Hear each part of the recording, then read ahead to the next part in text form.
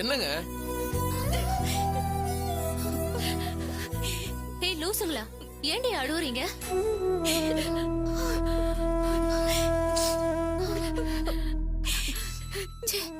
Hello, என்னாச்சு உங்களுக்கு?